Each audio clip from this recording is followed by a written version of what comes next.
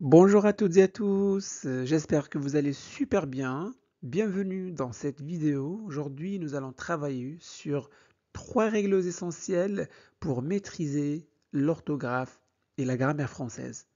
Ces règles concernent l'accord du participe passé, l'accord des adjectifs de couleur et enfin l'accord des adjectifs numéros. À travers cette leçon, vous allez répondre à des mini-quiz interactifs.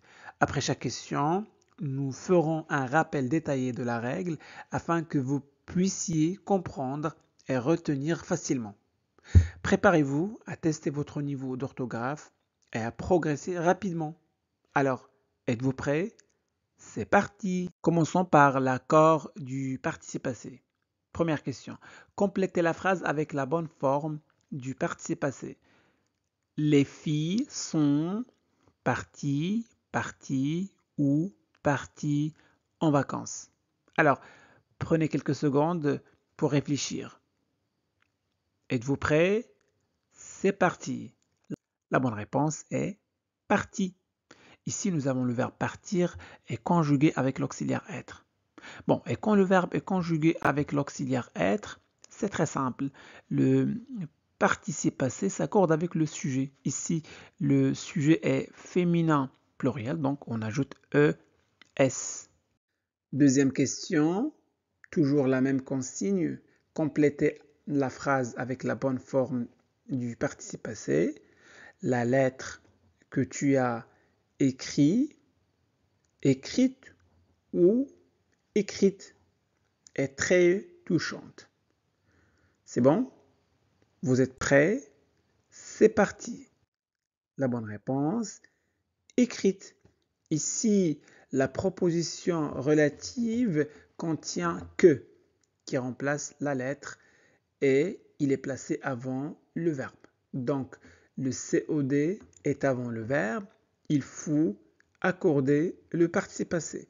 La lettre, puisque que est un pronom relatif complément d'objet direct, c'est un pronom COD. Il remplace la lettre, d'accord? Comme la lettre est un nom féminin singulier, donc on écrit écrite avec E à la fin. C'est bon? Parfait. Troisième phrase. Elles se sont écrites des lettres. Alors, prenez le temps qu'il vous faut pour répondre à cette question. C'est bon? Vous êtes prêts? C'est parti. La bonne réponse est elles se sont écrites des lettres. Le participe passé reste invariable. Très bien. Bon, avec les verbes pronominaux, puisque ici nous avons le verbe s'écrire, avec les verbes pronominaux, la règle d'accord du participe passé n'est pas toujours la même. D'abord, il faut savoir quel type de verbe on a. S'il est essentiellement pronominal, alors le participe passé s'accorde avec le sujet. S'il est réfléchi au réciproque, on regarde s'il y a un COD placé avant le verbe. Si le COD est avant, on accorde. S'il n'y en a pas, on n'accorde pas. Et comme l'accord du participe passé est un sujet assez complexe, alors je vous invite à regarder mes autres vidéos où j'explique cette règle en détail. Vous trouverez les liens dans la description. Revenons à notre exemple. Le verbe s'écrire se construit avec un complément d'objet indirect. On écrit à quelqu'un. On écrit à quelqu'un. Donc le pronom se représente un COI, un complément d'objet indirect, et non un COD. Or, le participe passé ne s'accorde jamais avec un COI, quelle que soit sa place dans la phrase.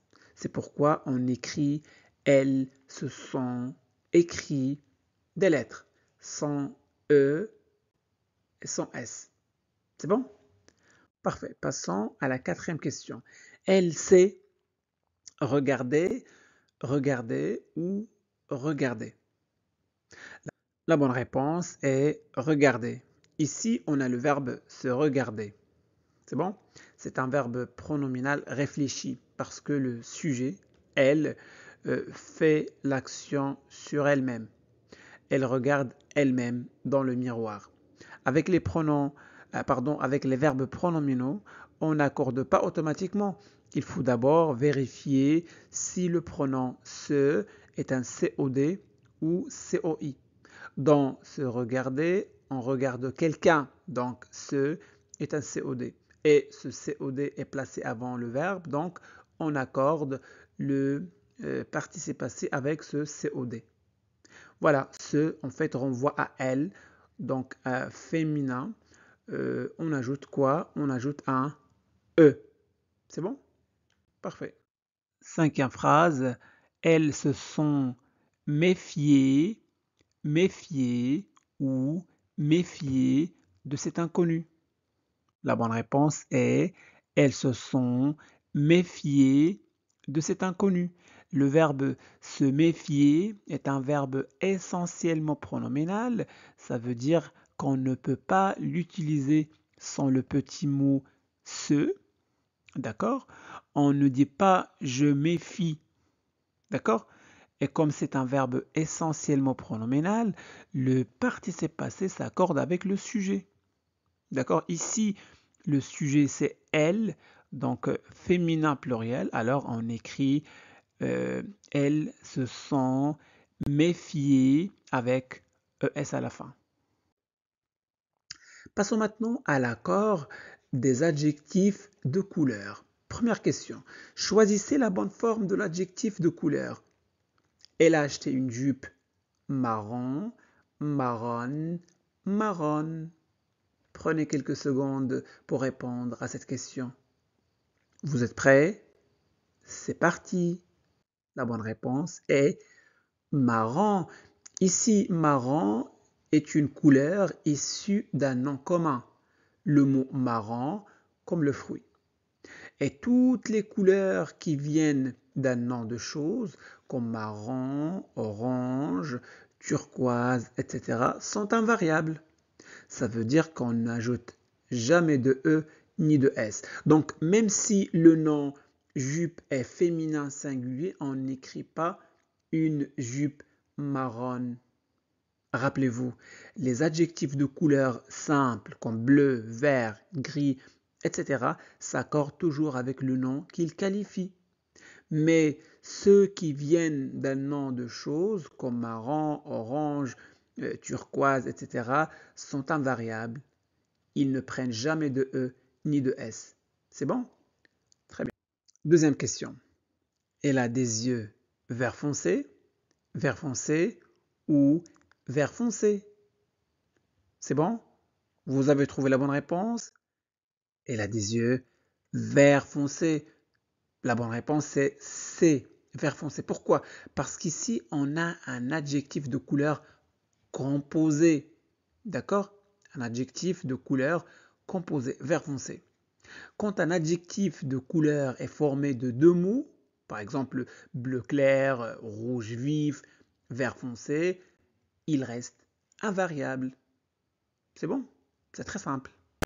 Troisième phrase, choisissez la bonne forme de l'adjectif de couleur. Il achetait des fleurs roses ou roses avec S. C'est bon? Êtes-vous prêts? C'est parti. La bonne réponse est il a acheté des fleurs roses avec S. Bon, la plupart des adjectifs de couleur issus de noms restent invariables. On ne met ni S ni E comme marron ou orange. Mais certaines couleurs plutôt anciennes s'accordent en genre et en nombre. Parmi elles, rose, pourpre, écarlate, mauve, etc. Ici, on parle de fleurs, donc au pluriel, on écrit des fleurs roses.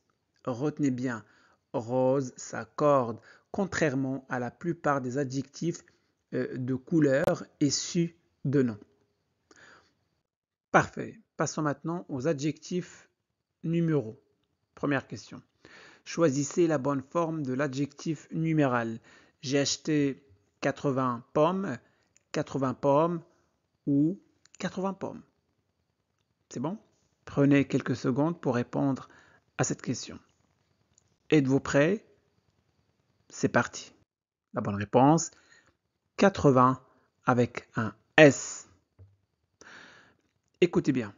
Pour faire simple, l'adjectif 20 est invariable comme tous les autres adjectifs numéros. Mais lorsqu'il est multiplié, il devient variable et prend un S, comme ici 80. Donc ici, 20 est multiplié fois 4. Donc l'adjectif devient variable. Il prend un S. C'est bon? Est-ce que c'est clair? Deuxième question. Il a acheté 83 pommes, 83 pommes ou 83 pommes. Quelle est la bonne réponse? Vous l'avez trouvé? C'est parti. La bonne réponse est 83. L'adjectif 20 devient invariable. Mais pourquoi? Alors, qu'est-ce que je vous ai dit? L'adjectif 20 est invariable. Mais lorsqu'il est multiplié, d'accord, il devient variable. Il prend un S, comme dans 80. Mais quand l'adjectif 20 est multiplié et suivi d'un autre adjectif, alors là, l'adjectif devient invariable. On enlève le S. C'est bon? Parfait. Troisième question. Il a lu 300 pages ou 300 pages. C'est bon? C'est le même raisonnement. La bonne réponse est 300. Donc 100 est variable. Il prend un S. Bon, l'adjectif 100 est généralement invariable. Il ne prend pas de S. Mais lorsqu'il est multiplié, d'accord, il devient variable et prend un S. En fait, il suit le même raisonnement que l'adjectif 20. Normalement, invariable, mais s'il est multiplié, il prend un S. Ici, 100 est multiplié fois 3. Donc, il prend un S. C'est bon? Très bien. Quatrième phrase, il a dépensé 304 euros ou 304 euros. Quelle est la bonne réponse? Je sais que vous l'avez trouvé. Super. 304. L'adjectif 100 est généralement invariable. Bon, lorsqu'il est multiplié, il prend un S. Ici, on pourrait se dire 100 est multiplié, donc il devrait prendre un S. Mais attention, certes, 100 est multiplié fois 3, mais il est suivi par un autre adjectif numéral, 4. Donc, il reste invariable. On écrit, il a dépensé 304 euros. C'est bon? Bravo. Si tu as bien répondu à la plupart des questions, ton niveau en orthographe est excellent. Sinon, n'hésite pas à revoir les vidéos de ma chaîne où j'explique en détail chacun de ces sujets. Les liens sont dans la description. Merci d'avoir regardé et à très bientôt. Donc voilà pour aujourd'hui, j'espère que cette vidéo vous a plu. Si c'est le cas, faites-le savoir en laissant un petit j'aime. Vous pouvez partager cette vidéo avec vos amis pour les aider à progresser en français. Et n'oubliez surtout pas de vous abonner à notre chaîne Classe de français pour ne pas manquer nos prochaines vidéos. Merci de votre confiance. Au revoir.